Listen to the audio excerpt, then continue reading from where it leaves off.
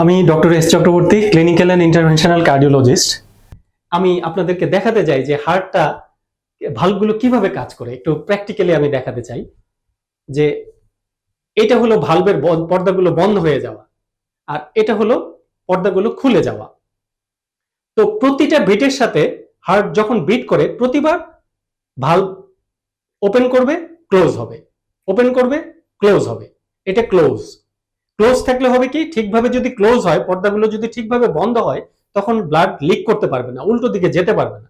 আপনারা ভাবুন যে ব্লাড উপর থেকে নিচে যাচ্ছে, এই উপরের একটা চেম্বার থেকে ব্লাড নিচের চেম্বারে যাচ্ছে, খুলে গেল ব্লাড যাচ্ছে, বন্ধ হয়ে গেল ব্লাড যাচ্ছে না। কিন্তু যদি স্টেনোসিস হয়, যে প্রতিবন্ধকতা, খোলার সময় এইভাবে রাস্তাটা সরু হয়ে গেল, অল্প মাত্রায়, মাঝারি মাত্রায়, সিরিয়াস মাত্রায়, বেশি মাত্রায়, তাহলে প্রতিবার তখন কিরকম হবে? অর্থাৎ দেখুন, এই যে এরকম থাকার কথা, ব্লাডটা যাওয়ার কথা, সেই রাস্তাটা সরু হয়ে গেছে, বন্ধ হয়ে গেছে, ব্লাড ঠিকভাবে যাচ্ছে না। আর যদি হয় রিগার্জিটেশন, ব্লাড উল্টো দিকে লিক করে যায়, বন্ধ হওয়ার কথা কিন্তু বন্ধ হচ্ছে না। অর্থাৎ পর্দাগুলোর মধ্যে গ্যাপ থেকে যাচ্ছে। এটা অল্প মাত্রায় হতে পারে, মাঝারি মাত্রায় হতে পারে, বেশি মাত্রায় হতে পারে, তখন অনেক বেশি ব্লাড উল্টো দিকে লিক করবে। আবার কখনো কখনো আমরা পাই দুটোই একসাথে কম্বিনেশন, অর্থাৎ স্টেনোসিসও থাকে, সঙ্গে রিগার্জিটেশনও থাকে, অর্থাৎ ব্লাড যেতেও পারছে না, যাওয়ার সময়ও ব্লাড রাস্তাটা বন্ধ, আবার বন্ধ হওয়ার সময় পুরোপুরি বন্ধ হচ্ছে না, যার জন্য ব্লাড লিক করছে। তখন সিচুয়েশনটা হবে এরকম।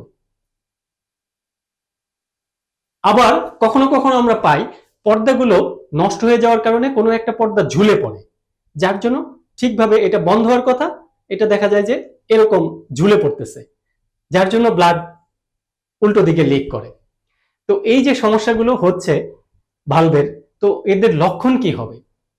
রোগী আমাদের কাছে এসে বলবে বুকে ব্যথা হচ্ছে, অথবা বুক ধড়ফড় করে, বা শ্বাসকষ্ট হচ্ছে, অথবা অতি অল্প পরিশ্রমে হাঁপিয়ে যাবে, বা অস্বাভাবিক ক্লান্তি অনুভব করবে, অথবা শ্বাসকষ্ট হবে।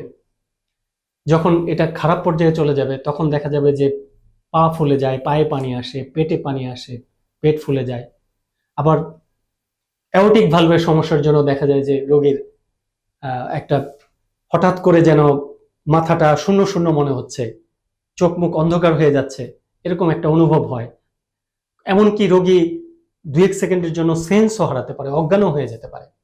সিনকোপি আমরা বলি, এই সিমটম অ্যাওর্টিক স্টেনোসিসের ক্ষেত্রে আমরা পাই।